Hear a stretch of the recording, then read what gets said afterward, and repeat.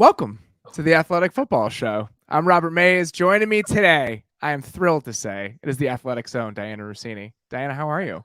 Oh, that. It has a little ring to it. It's nice. It's It's nice. nice. Your listeners aren't privy to the text messages and the DMs I've been sending you for years now. But essentially, for you guys listening, you need to know I've been trying to make this happen. I've been using all the powers that be to make us come together. So finally, someone pulled a string, and I'm able to join you now. So I'm so excited. I'm thrilled. And it's for stuff like this. We're going to do a live kind of reaction to everything that's happened here on Cutdown Day. And you and I have been talking about some of the things that have been going on behind the scenes and some of the negotiations that are happening, and being able to share that with listeners in a pretty robust and, just detailed way that we haven't gotten to on this show before. I'm thrilled about the opportunity to do that. So let's do it. Let's start with the biggest news of the day. Jonathan Taylor not traded by the Indianapolis Colts. He is going on the PUP list. I want to ask you, where did everything stand between the Colts and the other interested parties at the deadline at 4 p.m. Eastern today? Yeah, this was certainly, without a doubt, the biggest story everyone has been following, waiting for that 4 o'clock Eastern deadline to approach. And the negotiations over the last week, and I would actually consider the word negotiations to be a little too strong. It really has started. It started off as conversations, right? There were a lot of teams around the league just poking around, trying to get a little bit of information about what the situation was, what Indy was really, truly willing, to trade him for, because we've been reporting that they wanted a first rounder, and that is exactly what they were looking for throughout this process. And I know from talking to some sources around the league, they were definitely open to listening to other options, but they were very focused on getting as much as they possibly could for Jonathan Taylor. And the most recent conversations I had today were with people that were very close to the situation, that knew that the Miami Dolphins were having conversations with Indy and Jonathan Taylor's representation about what a trade could look like. But Indy really did not want to move off that first round pick to trade away Jonathan Taylor. And Robert, to really pull back, okay? So the last week, I feel like, especially if you've been following this story on social media, there have been stories everywhere about where Jonathan Taylor was going. And if you believed it and you read it, you thought, at the end of the day, he could possibly be a Ram, he could be a Bronco, he could be a Dolphin, he could be a Viking, things that wouldn't even make sense. And the conversations I kept having with really important people involved in this kept telling me the same thing consistently, which was there was never a big offer brought to Indianapolis. That, yes, there was interest, but it never got to a point where it was deep in negotiations. Was there any substantive offer from another team that was not the Dolphins? No, not that I know of. I called around to almost every single team, almost every single one. I came close, and just to try to get an idea of the interest level. How far were you willing to go on it? And I could not find a general manager, a front office member that was willing to share that they put up anything, that it even got to that point. It was just a lot of just light conversations. And I know I feel very comfortable sharing that Indy really didn't have any heavy conversation with any team but the Miami Dolphins. And most of that started in the last 24 hours. I was there on August 6th. And at that point, it had started to get bad. It started to deteriorate, and all the stuff with Jim Irsay had already happened recently in the last 72 hours, let's say. My feeling when I was there talking to people is that even though this had gone sideways, they wanted Jonathan Taylor to be on the Colts. They did not want to trade Jonathan Taylor because he's under contract, and they were never going to get proper value for him. And when you go out and you leak that you want a first-round pick in exchange for this guy, and he's probably going to want a contract extension on top of that. What that says to me is we'll say to the agent, go, you know what? Go look around.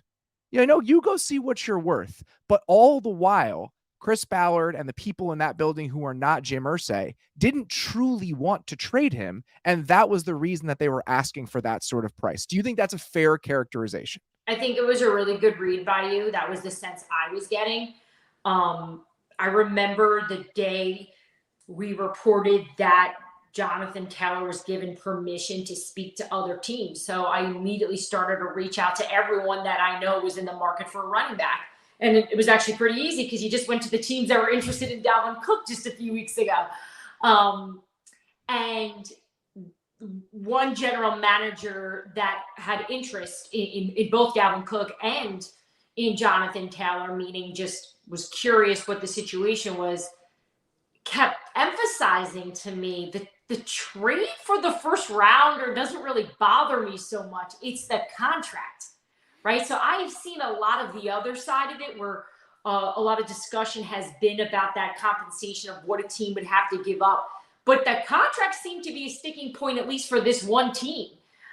Just trying to get that mark, that value. And we know that he wasn't going to look for a contract that was similar to, let's say, a Josh Jacobs, a Saquon Barkley right now. You know that Jonathan Taylor wanted a new deal that was going to make him the highest paid running back without a doubt. And let's take some rationality to this. There were teams that weren't willing to give that to Josh Jacobs and Saquon Barkley or Tony Pollard without trading a first-round pick for it. So doing both of those things in this running back market, that's why I just never bought that they really wanted to move him, because that is an exorbitant asking price when you think about the landscape of the league and the position, which has really crystallized over the last couple months. So here we are now, right? The deadline has passed for the Colts in terms of the trade, but that doesn't mean that they're going to stop conversations, right? So they'll have until the end of October to continue listening and make a decision on what they want to do.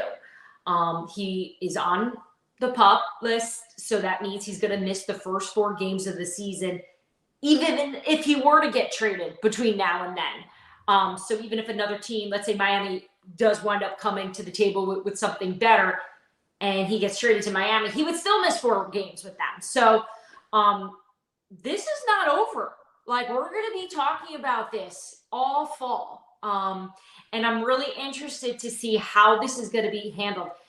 Look, there's a world, Robert, where they do what we just saw Josh Jacobs and the Raiders do. You sit down, you meet up at a fancy Italian restaurant. We all know Indy's got plenty of great ones, right? And you sit in the back room and you bang out a deal that works, and you try to find a way to make everyone a little happy, where Irsay and Ballard are going to feel like they got what they wanted, and Jonathan, will feel his value and his worth, because we know what this offense is with him on the field, and they know it, and they know they've got a rookie quarterback in the position right now that could use this ground game.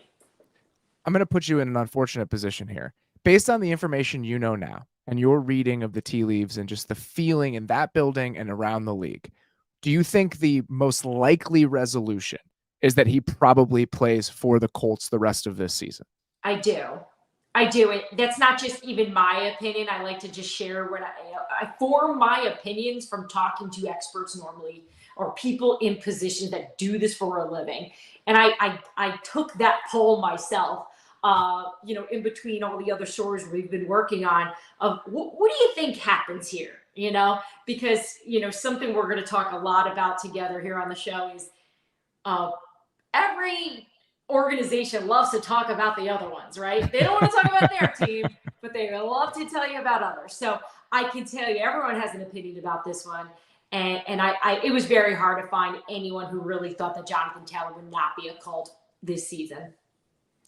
Moving on here, the other big news of the day, a flurry of news today. Did you anticipate that you'd have to be tracking all these kicker trades today when you woke up this morning? My first thought was like, it's only been my first week at the Athletic.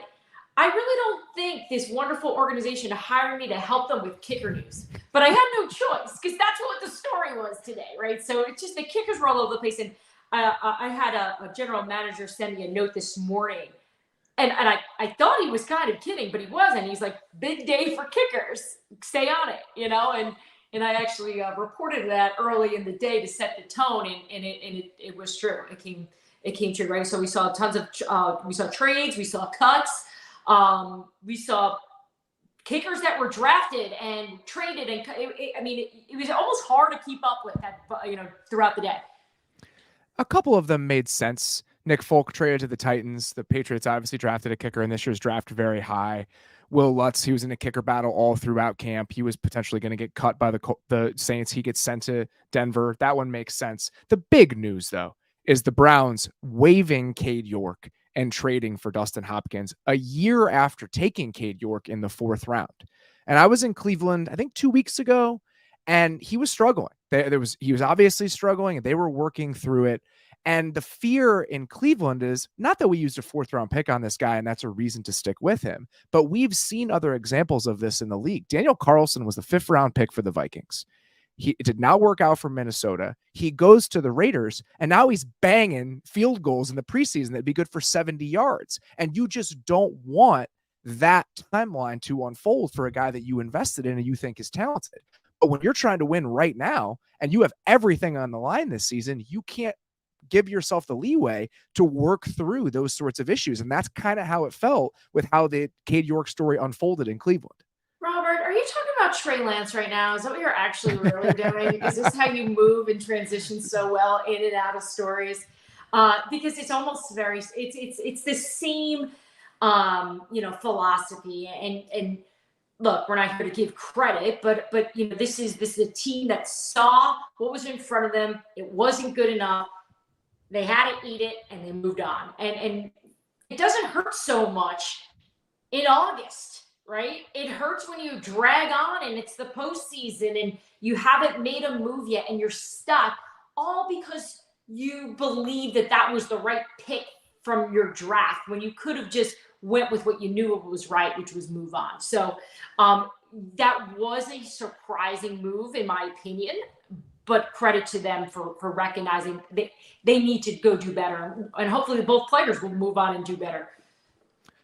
A move that typically wouldn't move the needle very much, but what it tells us about a bigger situation may be important. The Chiefs trade a 6th round pick for Neil Farrell of the Raiders, who's a defensive tackle. Again, it's not the biggest, splashiest news in the world. But what does this tell us potentially, Dianna, about the Chris Jones timeline and how long this standoff between the Chiefs and Chris Jones might drag on into the season?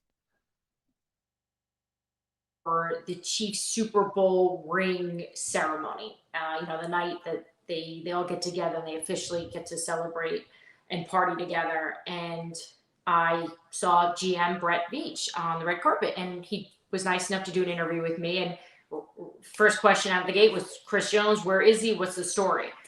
And it was optimistic. It was, we love Chris. We're going to get this done.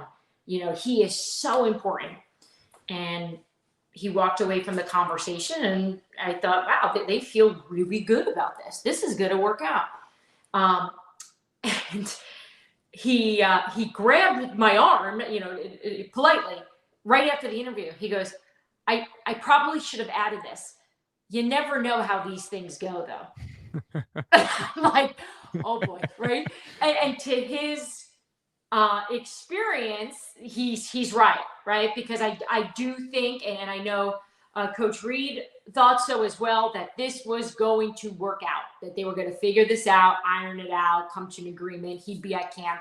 Of course, he has not been at camp, and he has been very active on social media, at least putting out there that he's willing to hold out the first 8 games of the season. So here we are, just a few days out, and there's been no updates from either camp that I can give right now of where it stands.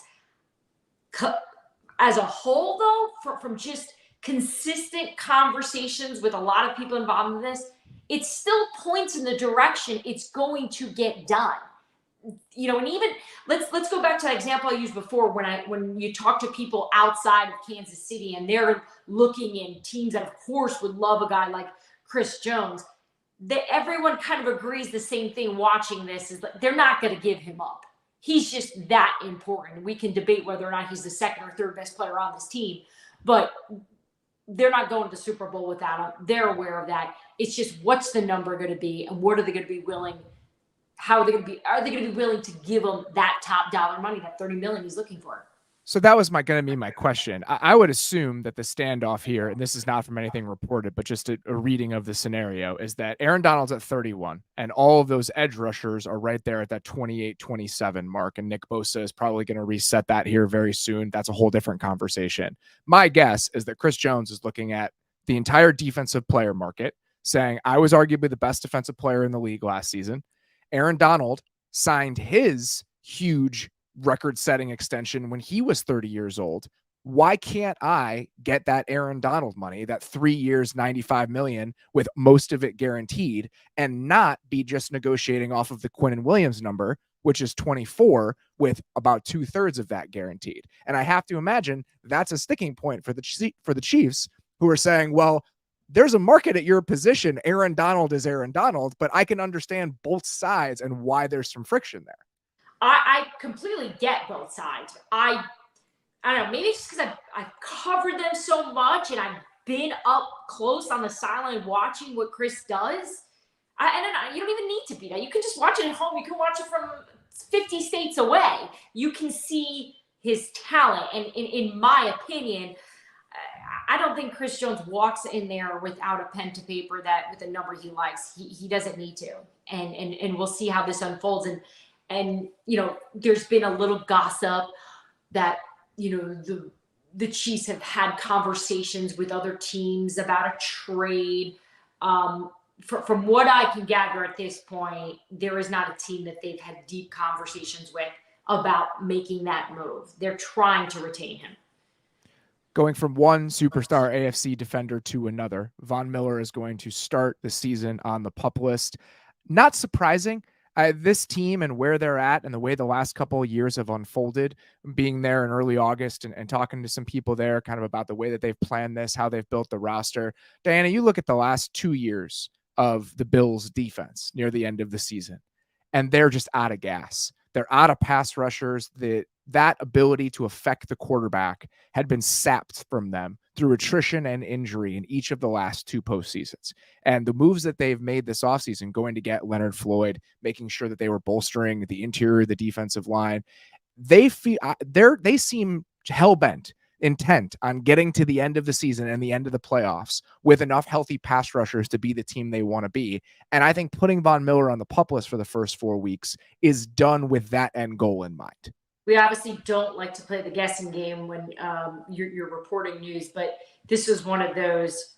I would have been shocked if they did activate him off the PUP list, knowing that we have seen them deal with so many late season issues and also understanding the value of Von Miller and his presence for when we did see him last year before Thanksgiving, because remember that his ACL was right at the end of November. I think it was actually on Thanksgiving or around it. Look, this is a defense now. No more Leslie Frazier, right? We know that story. This is going to be, the head coach calling this defense. There's a little bit of transition there.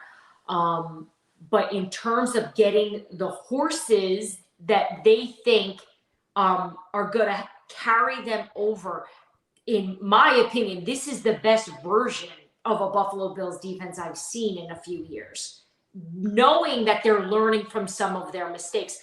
Brandon Beane has done a really good job, and he gets plenty of credit for it over the years, and he has. But this to me is his biggest test of, has he been able to find those holes, fix it, and have that preparation with depth? And I feel like he has found some of that this year. And we'll see if they'll be able to do that. But the fact that they're practicing patience here with Von Miller, because, I spoke with some people in Buffalo about where Miller was at in terms of this rehab. He's great. He's just not there yet. There's just no point. as much as I know this team cannot wait for Monday Night Football, they're being really smart, knowing November, December is where it matters. They don't want the best moment of their season in 2023 to be in week 1 on a nationally televised game the way that it was last year. That's not what this team is searching for. You don't need to be the offseason champ or the first quarter of the season champ or the first half of the season champ. That doesn't get you to a place that the Buffalo Bills are trying to get this year. And that's why I think this move makes sense, makes all the sense in the world. Yeah. I think once you have some control over those emotions and excitement, and this is how they're like this. Actually, I've always been impressed with their ability to put that emotion aside and make good, smart decisions. I've seen them do it in the past, even during the Damar Hamlin situation when it was so sensitive, but other things needed to get addressed. There was always there was a true calm in that front office, spending so much time in Buffalo during that time. So I think that's just going to work to their advantage this year. One more bit of pup list news. Kyler Murray is going to start the season on the pup list, meaning that he will miss the first 4 games of the year. This team released Colt McCoy and traded for Josh Dobbs, meaning that the quarterback battle to start the year for the Arizona Cardinals is between Josh Dobbs, who was on the street for a good portion of the last couple of years, and Clayton Tune, who is a 5th-round rookie. Dianna, explain to me why I don't think the Cardinals are trying to lose a lot of football games this year. Well, first, Colt McCoy, I think we can all agree he's a wonderful veteran quarterback, but he's very smart. He's a lovely person. But that's him. He's a name that I didn't really think that was just, I didn't believe that it was such a big risk that they were moving on from Colt McCoy. But to me, the Josh Dobbs situation, we were talking about Cleveland earlier, having the vision right now to move on from their kicker. Well, I think this was such a fantastic trade for them. Yeah. In trading Josh. I don't think they're getting enough credit for what they did there on getting Josh Dobbs, getting some value out of him and sending him to Arizona where Josh has experience with the offensive coordinator there. When they've spent time together. So there's some familiarity. It makes sense when you dig on a little bit why Arizona went after Josh Dobbs, but it's still Josh Dobbs. I'm not going to take away from what I thought was spectacular what he did in Tennessee to be able to come in that quickly and go out there and be decent. But that being said, to me, it is very difficult to believe that this Arizona Cardinals team with a new GM, a new head coach, and their starting quarterback, the star of their team, the reason why they're relevant, is starting the year in the pup list. To me, this is a team that is not looking to win it. I think they're looking at the draft. Do you think he plays this year? Do I believe Kyler Murray? Yeah. Look, I don't want to get into the boring contract talk, but there is a world where it would make sense for Arizona to possibly not play him intentionally. I had a conversation 2 weeks ago with somebody who specializes in contracts, and he pointed it out that it would make sense for Arizona not to take any risks due to injury, the way his contract is written. Now, that being said, let's just say they're willing to take that gamble. Why take a gamble if they're already kind of showing their cards already that this isn't the year that they're going all in? They collected, great draft capital in general for this upcoming draft. So they're in a really good position to be good. Maybe not this year, but next year. So I wouldn't be shocked if we didn't see Kyler. But we'll see. We'll see how they handle it. My only counterpoint to that would be that if you want to trade him in the offseason, it would be difficult to do that if it's been a year and a half since people have seen him play, especially with how onerous that contract is. But it's a cost benefit. The idea of having to pay him out versus upping his trade value a little bit, maybe the Cardinals come down on the side of we're not willing to take that risk. I didn't see Deshaun Watson for a long time either, right? And then Cleveland rolled out and took him. So I hear you. Like, sometimes the mystery of players helps them too. It's almost like the time heals all the wounds of the problems. And it's like, he is really good. And you start watching the highlights and it kind of psychs people out and believing someone is better than they are at times. So maybe that will help him. We know we'll hear from his agent. If you recall, during his contract negotiations, his agent was very active, letting us all know how they felt. Also, the star of the Johnny Manziel documentary. So it's been a good couple years for Eric Burkhart's public persona. Eric Burkhart is doing well, but look, in our line of work, getting access to these types, it just is a benefit. So I'm appreciative that he picks his phone up. Couple small moves. The Eagles traded for Alberto. Their Dolphins and Cowboys had a highly drafted but failed cornerback swap, which is always enjoyable. The Rams traded for Kevin Dotson, which I assumed a team would. He's a starting level player. Kenyon Green went to the Texans. Those are not exactly the headline grabbing moves, though. The last thing I wanted to ask you about, Trey Lance heading to Dallas. You and I were talking about this a little bit, teams that might be interested. Were there any other teams that would potentially have made a move for Trey Lance where he would have been their starting quarterback rather than a team like Buffalo or like Dallas that was potentially sniffing around for him as a value backup play? Yeah, I didn't get any teams sharing with me that this was a guy they were going to go after to make their starter. A lot of teams had that similar mindset that perhaps Jerry did, which was maybe there's something there that Kyle and John Lynch saw, and maybe and that we've seen that we'd be willing to tap into and take that chance. You know, going back to what we were just talking about, the mystery of these players sometimes help. And every general manager in football believes that they can find a way to bring out the best in a player. And they should have that mindset. And I think that plays into a lot of the interest for Trey, because going back to last year, it was really hard, Robert, to find a lot of coaches and people in the league that wanted to spend a lot of time talking how great he is. He just seemed to be in a position where no one really knew enough, and what they have seen just wasn't good enough. So now you go a whole offseason. The Minnesota Vikings talked to the 49ers last year. That was the team I was a little bit surprised that maybe they weren't a little bit more interested in this moment, given their current quarterback situation and the outlook over the next 9 months or so.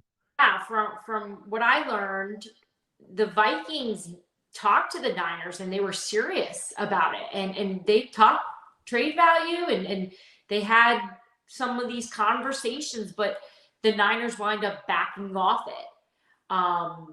And I don't believe at the time the asking price was as low as it was for Dallas, right? So the Niners were probably asking for more back then from Minnesota. And I don't believe Minnesota was willing to go that high, right? So then that they move up. Minnesota's like, you know what, we're not doing this. We're moving on, all in for Kirk.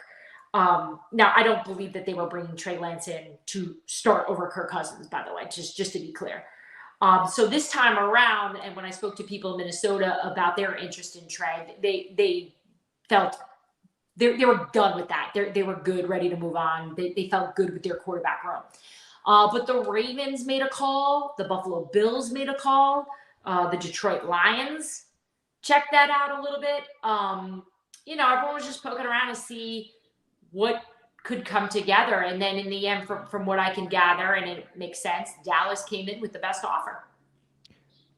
At the very least, he's a backup quarterback for the next 2 years at a combined $6.2 million.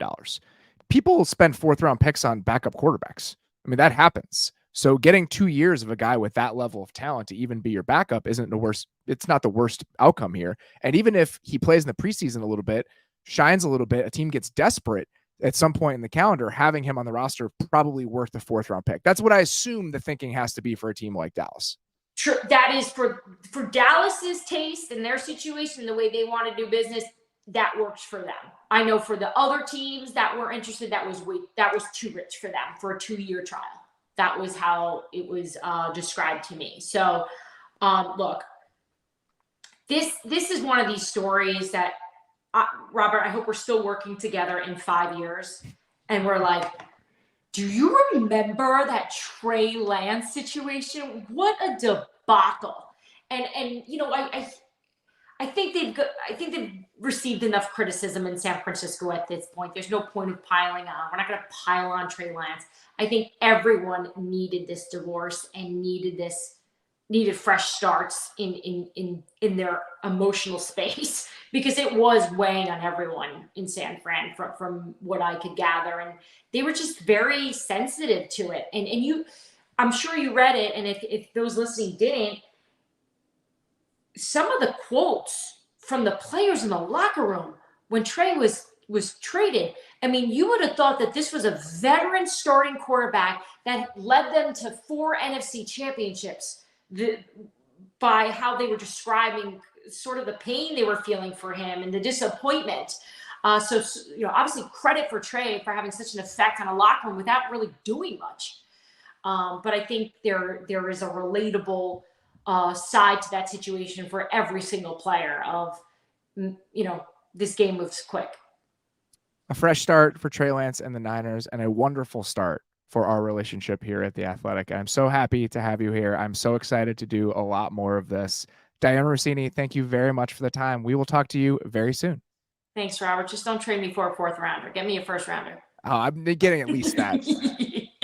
Everybody, thank you very much. We will be back with the Athletic Football Show all week in your podcast feed. Be sure to check that out. We will be doing more of this as the season unfolds. Obviously, having Dianna here, we want to tap into everything that she knows, all that information, all that wonderful news around the NFL. So please be on the lookout for more of our breaking news coverage here on YouTube. But for now, that's all we got. Appreciate you guys listening. We'll talk to you soon.